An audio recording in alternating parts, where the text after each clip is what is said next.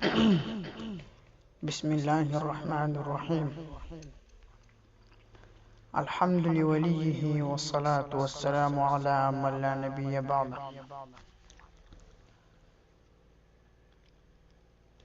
Series پیغام اصلاح میں خوش آمدید۔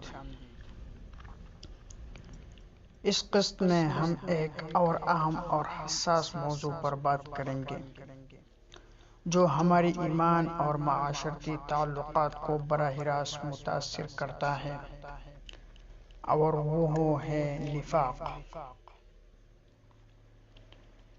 نفاق ایک خطرناک بیماری ہے جو انسان کے دل میں چھپ کر رہتے ہیں اور اس کے ایمان کو کمزور کرتے ہیں۔ نفاق کی وجہ سے انسان اپنا ظاہر کچھ اور دکھاتا ہے اور باطن کچھ اور ہوتا ہے، جو کہ دین اسلام کے اصولوں کے خلاف ہے۔ اس قسط میں ہم نفاق کے مختلف پہلوؤں اور اس کے اثرات پر بات کریں گے اور ساتھ ہی اس سے بچنے کے طریقوں کو بھی سمجھیں گے۔ قرآن کریم میں رب العالمین فرماتا ہے، ان المنافقین فی الدرک الاسفل من النار۔ یقیناً منافق لوگ آگ کے سب سے نچلے درجے میں ہوں گے۔ یہ آیت مبارکہ نفاق کے سنگینی کو بیان کرتی ہے اور ہمیں بتاتی ہے کہ منافقین کی پوزیشن انتہائی کمزور اور ذلیل ہوگی۔ نفاق انسان کی دل کی بیماری ہے جو اس کی ایمان اور آخرت کے لیے بہت خطرناک ہے۔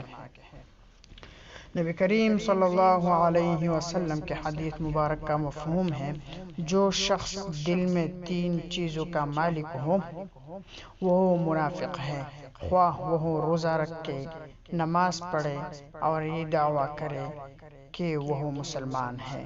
نمبر 1، جب بات کرے تو جھوٹ بولے۔ نمبر 2، جب وعدہ کرے تو خلاف ورزی کرے۔ نمبر 3، جب اسے اعتماد دیا جائے تو خیانت کرے۔ یہ حدیث مبارکہ ہمیں بتاتی ہے کہ نفاق کی علامتیں ہمارے کردار میں ظاہر ہوتے ہیں۔ جب ہم جھوٹ بولتے ہیں، وعدوں کو توڑتے ہیں یا دوسروں کے اعتماد کو توڑتے ہیں تو ہم نفاق کا شکار ہو جاتے ہیں۔ نفاق ایک بہت ہی خطرناک بیماری ہے جو انسان کے دل کو برباد کر دیتی ہے اور اس کی ایمان کو کمزور کر دیتی ہے۔ جب انسان نفاق کا شکار ہوتا ہے تو وہ اپنے دل میں دین کے اصولوں کی پابندی نہیں کرتا بلکہ صرف ظاہر مسلمان بننے کی کوشش کرتا ہے۔ یہ انسان کو دین سے دور لے جاتا ہے اور اس کے اعمال کو خراب کر دیتا ہے۔ نفاق کی موجودگی انسان کی دعاؤں کو بھی رد کر دیتی ہے، کیونکہ اللہ تعالیٰ نے منافقین کو سخت سزا دینے کا وعدہ کیا ہے۔ نفاق کے اثرات نہ صرف دین پر پڑتے ہیں بلکہ اس کا اثر ہمارے معاشرتی تعلقات پر بھی ہوتا ہے۔ منافق انسان اپنی حقیقت چھپاتا ہے، جس کی وجہ سے اس کے تعلقات میں بے اعتمادی اور دھوکہ دہی آتی ہے۔ نفاق سے بچنے کے لیے سب سے اہم بات یہ ہے کہ انسان اپنے دل کی صفائی پر توجہ دے اور اللہ کے راستے پر سچے دل سے چلنے کی کوشش کرے۔ ہمارے ظاہر اور باطن یکسانیت ہونی چاہیے۔